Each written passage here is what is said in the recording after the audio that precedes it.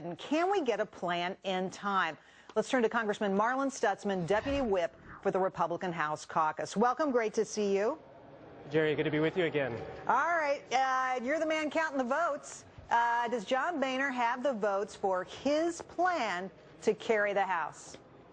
Well, we've been meeting a lot today within conference, within the freshman class, and there seems to be momentum building towards it. But obviously, we're waiting for the final language to see what the final numbers are after the score from CBO last evening. That obviously, shifted some of us, including myself, into the undecided category because we want to see what the bill actually says before we vote on it. But I do think that John Boehner's in a very tough position. He's doing the best job that he can. I mean, he's fighting with the president on this.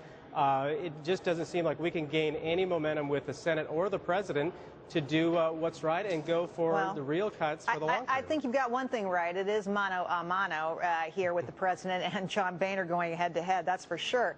But let me ask you this, Congressman, are you going to vote for the plan?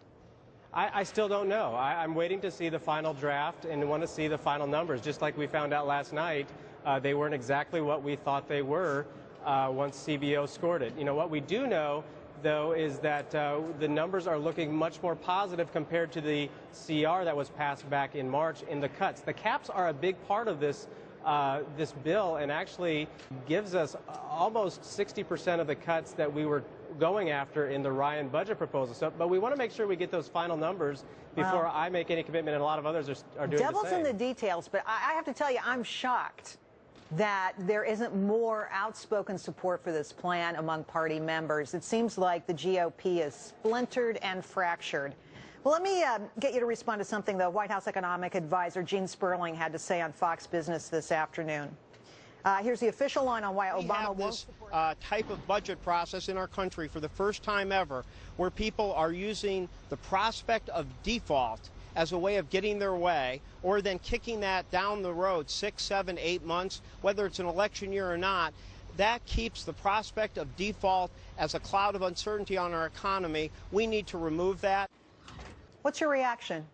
He's absolutely right. There is no confidence in the market. There's no confidence in Washington at all, and that's the problem. We need to be focusing on growing the economy, cutting spending, and that's what Cut, Cap, and Balance did. Is it would have addressed all of those issues, and that's where, people say, well, the Republicans need to compromise. Cut, Cap, and Balance was a compromise because we did not come here, us freshmen didn't come here to raise the debt ceiling. We came here to fix Washington, and Cut, Cap, and Balance did that. And Senator Reid and the Democrats in the Senate, and along with President Obama, had nothing to do with it. So this is it's a very unfortunate situation because we are putting ourselves in a position of a downgrade. And what does that do with interest rates? What does that do with the economy?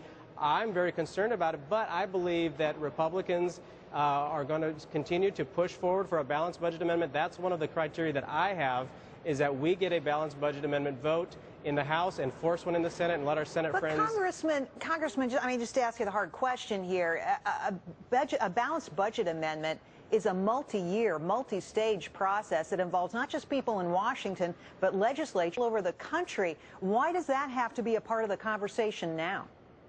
Well, because we need long-term reform and balance. I think we're at that point where the American people that are watching and engaged in this conversation get it. I mean, I come from a family farming operation in Indiana. As an individual, I have to balance my budget. The federal government should do the same. And so if we would have had this failed, the balanced budget amendment failed back in '95 by one vote in the Senate.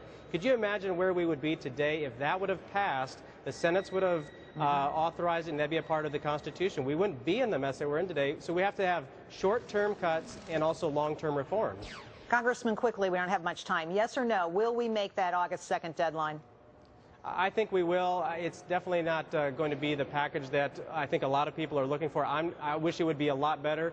As I said, I don't know what I'm going to do on this particular bill. I want to see the final draft. I think we'll get there, but it's still not a long the best way to go. You guys got a lot to do. All right. Congressman Stutzman, thank you. Come back. Thank you. Will do. Now for the Senate Republican.